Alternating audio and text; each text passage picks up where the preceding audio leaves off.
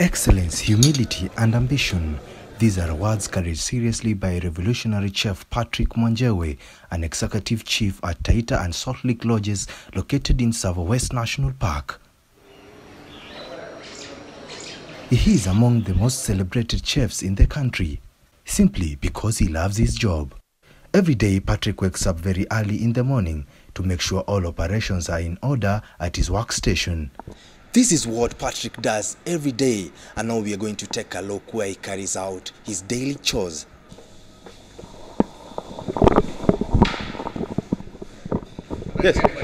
Yes, habari Patrick? Nzuri sana, habari yako? Nashukuru sana.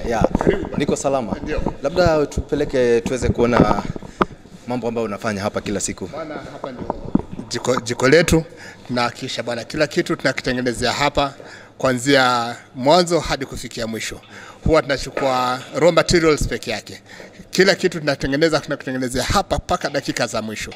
Kama hivi sasa unaona Chef Agnes yuko hapa hivi, anatengeneza mboga za jioni, anatengeneza hii spinach ambapo anaendelea kuikatakata na kuona kwamba itakapofika saa za mlo itakuwa iko tayari. Labda nikiuliza hii kazi yenu mnaifanya namna gani? Ni mara mbili kwa siku, ni kila siku? Hapa jikoni mnakuja mara ngapi kwa siku?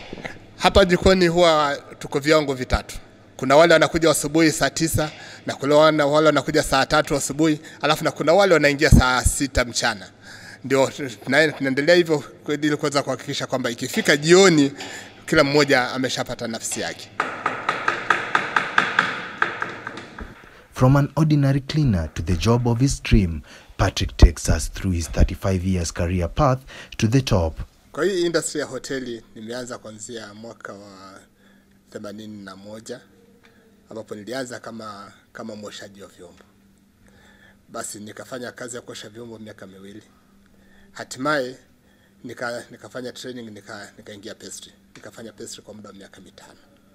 Nikatoka hapo, baada ya kufanya hiyo pastry miaka 5, nikakuja main kitchen, nikajifunza kazi ya main kitchen miaka 4 na nusu. Kuanzia hapo hiyo miaka 4 na nusu, mwaka 1989 nikawa sous chef. Kile kilimenifikisha hapa ni kuweka jitihada na kuhakikisha kwamba unajaribu kila siku kuona kwamba kile unachotafuta Mungu anakupa. Kitu ya kwanza unamweka Mungu mbele. Na pili unaweka bidii kwa kila kazi unayoifanya. Patrick has now dedicated his effort to assist the ambitious youth from his community, believing his 35 years experience will change the society. Bill Otieno, NTV, Sarova National Park.